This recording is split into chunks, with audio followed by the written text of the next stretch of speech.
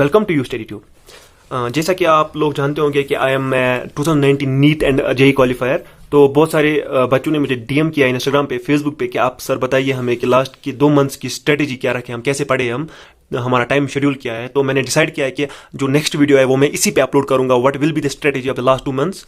तो stay connected and let's start today's topic.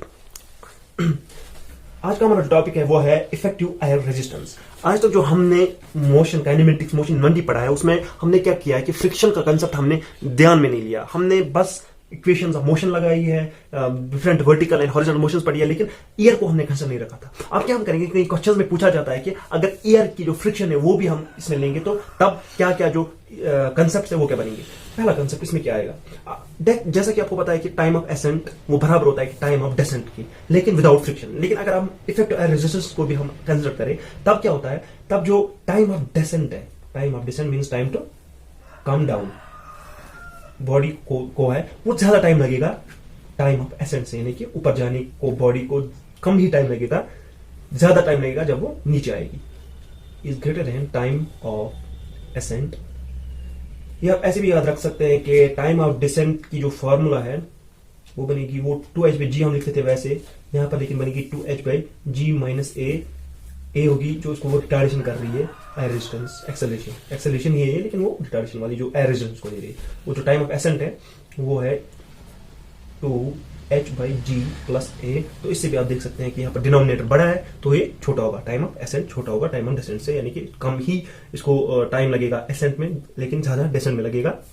दूसरा concept है, पहले जो होता था कि स्पीड ऑफ जो ऑब्जेक्ट है जितनी वो यहां से जाती थी, जब वो वैसी स्पीड रहती थी जो तब उसको जब वो वहां से बॉडी आती थी ऊपर से नीचे उतनी स्पीड जब वो ग्राउंड को टच करती उतनी रहती थी। लेकिन इस वक्त क्या होगा, एक तो स्पीड जो इनिशियल स्पीड थी पहले, फॉर एग्जाम्पल बॉडी यहां से जहां पर जा रही जो इनिशियल स्पीड थी ये है फाइनल स्पीड। जो ये फाइनल स्पीड होगी ये लेस देन होगी इनिशियल स्पीड से। पहले तो होता था इक्वल है लेकिन यहां पर लेस देन होगी। दूसरा कंसेप्ट आपको याद रखना है कि और क्या होगा इसमें जो मैक्सिमम हाइट है वो लेस देन होगी h u²/2g से। पहले u²/2g हुआ करता था लेकिन अब लेस देन होगी। तो ये 2 कंसेप्ट इसमें आपको याद रखने थे। तो अब और एक कंसेप्ट है कि अगर एक स्टोन या बॉल को हम थ्रो कर देते हैं, एक बॉडी ड्रॉप करते हैं सीधे एक बिल्डिंग से, लेकिन फिर वो 2 केसेस बनते हैं कि एक स्टोन को हम ऊपर फेंकते हैं फिर वो नीचे आ जाती है, दूसरी स्टोन को हम डाउनवर्ड प्रोजेक्ट करते हैं। यहाँ पर तो हमने सीधे ड्रॉप की लेकिन यहाँ पर हमने प्रोजेक्ट की है बॉल, यहाँ पर सीधे ड्रॉप हुआ है। तो अगर फॉर एग्जांपल ये टाइम t है, इसका जब वो टाइम t1 है ये टाइम 2 है, इन तीनों के बीच में रिलेशन बनती है t = t1 t2। ये होता है कि ये इक्वेशन कब मैं यूज करने में मिलेगी, इसको मैं हाईलाइट कर देता हूं कि कभी ये वाला ये 2 दिए होते हैं, एक को निकालना पड़ता है, या ये नहीं दी होती है इन 2 को, या सॉरी ये 2 दी होती है ये निकालना पड़ता है, ये 2 दी होती है ये निकालना पड़ता है। तो ये आपको याद रखना है कि टाइम t है जब हम इसको सीधे बॉडी को सिर्फ ड्रॉप करेंगे, t1 जब हम इसको अपवर्ड प्रोजेक्ट करेंगे, t2 जब इसको डाउनवर्ड प्रोजेक्ट करेंगे, और ये है इसकी रिलेशन। उसके बाद हमें वेलोसिटी टाइम ग्राफ जो है, this is a very important graph, तो हम इसको थोड़ा एलाबोरेट और करेंगे। इसमें क्या हमें याद रखना है, पहले ही जो इसका पता होगा आपको भी, जो वेलोसिटी टाइम ग्राफ का एरिया है वो हमें क्या देता है, वो हमें देता है डिस्प्लेसमेंट। वेलोसिटी टाइम ग्राफ का हमें जो देता है ये डिस्प्लेसमेंट देता है, इसका एरिया जो है वो हमें डिस्प्लेसमेंट देता है। कभी क्या होता है कि हमें बोला जाता है आपको ग्राफ देखें, आप हमें बताइए डिस्प्लेसमेंट और आप साथ ही हमें डिस्टेंस भी बताइए। फॉर एग्जाम्पल ग्राफ अगर ऐसा है, ठीक, ये इसको मैं A1 रखता हूं, इस एरिया को मैं A2 रखता हूं। तो डिस्प्लेसमेंट यहां पर सीधे हमें क्या करना होगा, जो भी एरियाज होंगे चाहे A2 A1 A3 बहुत सारे एरियाज हो, उनको हमें मॉड निकालना है। मॉड इसलिए क्योंकि हमें जो साइन है वो हमेशा पॉजिटिव ही लेना होगा इन केस अगर हमें डिस्प्लेसमेंट निकालनी हो और एरियाज को सम करना है उस वक्त हमें।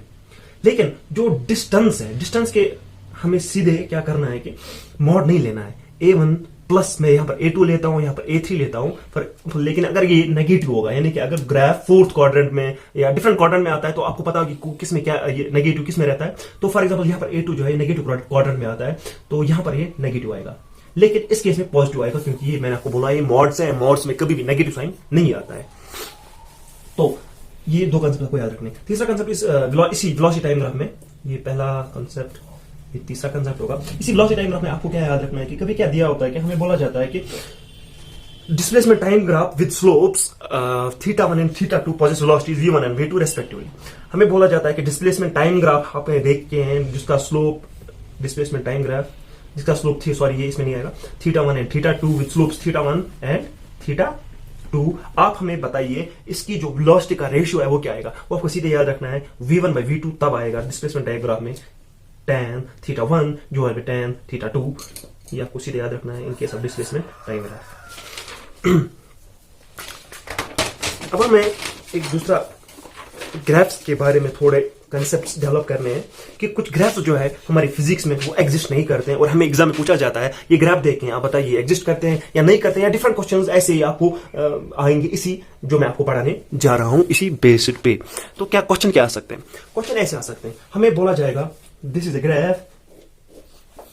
ग्राफ वेलोसिटी टाइम ग्राफ और ये है for example distance time graph. ठीक, तो स्लोप ऑफ जो वीटी है वीटी ग्राफ यानी कि वेलोसिटी टाइम ग्राफ और डिस्टेंस टाइम ग्राफ का वो कभी भी इन्फिनिट नहीं हो सकता, यानी कि ऐसे एग्जिस्ट नहीं कर सकता ये ग्राफ कभी भी ऐसे. सॉरी ये परपेंडिकुलर ये जीरो स्लोप है ये इन्फिनिटी स्लोप है. इन्फिनिटी स्लोप कैसे क्योंकि 10 इज इक्वल इन्फिनिट. तो ये कभी भी पॉसिबल नहीं हो सकता है इस फिजिक्स में कि वेलोसिटी टाइम ग्राफ और डिस्टेंस टाइम ग्राफ का ग्राफ इन्फिनिट हो. यानी कि अगर मैं आपको फॉर एग्जांपल ये ग्राफ देता हूं आपको मुझे बताना है ये ग्राफ पॉसिबल है इनके सब वेलोसिटी टाइम ग्राफ, तो आप सीधे बोलेंगे कि नहीं क्योंकि यहां पर स्लोप इसका है वो इन्फिनिट है.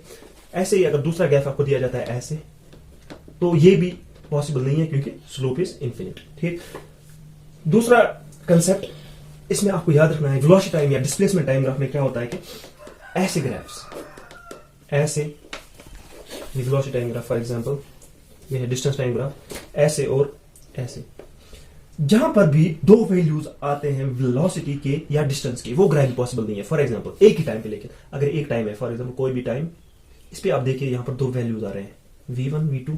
यहां पर भी आप देखिए ये एक टाइम है इस पे भी दो वैल्यूज आ रहे हैं डिस्प्लेसमेंट की. तो ये कॉमन सेंस है कि एक ही टाइम पे दो वेलोसिटीज नहीं हो सकती है बॉडी की, एक ही टाइम पे दो वेलोसिटीज नहीं हो सकती है बॉडी की. तो ये ग्राफ पॉसिबल नहीं है.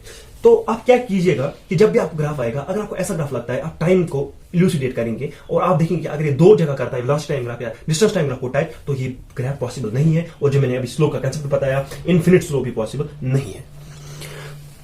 And another concept is there in that हमें कभी क्वेश्चन पूछा जाता है कि एक बॉडी है वो यूनिफॉर्मली एक्सेलरेटेड मोशन से चल रही है from time t0 to time t. तो आप हमें बताइए एवरेज वेलोसिटी. ये हमें स्टूपिड क्वेश्चन दिखता है लेकिन ये है ही नहीं. क्यों नहीं है? क्योंकि एवरेज वेलोसिटी जो है ये होती है बराबर total displacement divide by time. अब आप बोलेंगे यहां पर ना डिस्प्लेसमेंट देखे हैं टाइम तो देखे लेकिन हमें करना क्या है. ये बहुत ही अच्छा क्वेश्चन है और आप इसमें बहुत सारे बच्चे कंफ्यूज भी होते हैं लेकिन इसमें कंफ्यूज नहीं होना है और ये कंसेप्ट आपको बहुत स्ट्रांगली पता होनी चाहिए क्योंकि आपने ये पढ़ा हुआ है मेरी वीडियो से. इसमें क्या करना है टोटल डिस्प्लेसमेंट क्योंकि ये यूनिफॉर्मली एक्सेलरेटेड मोशन है तो क्योंकि टोटल डिस्प्लेसमेंट आपको पता है कि इसके बराबर होता है वहां पर वो होता है वो इक्वेशन ऑफ मोशन आपको पता होगी u = 1/2 at square divided by t is cancel. तो हमारा जो आंसर है वो क्या आएगा वो आएगा u + 1/2 at which is a very beautiful question. तो इसी के साथ हमारा जो मोशन इन 1D काइनेमेटिक्स का एक पार्ट वो खत्म हो रहा वो आज खत्म हुआ है. ये पार्ट 5 था उसका. Hope you will like it. So there is regards from me. Let's you have a nice day.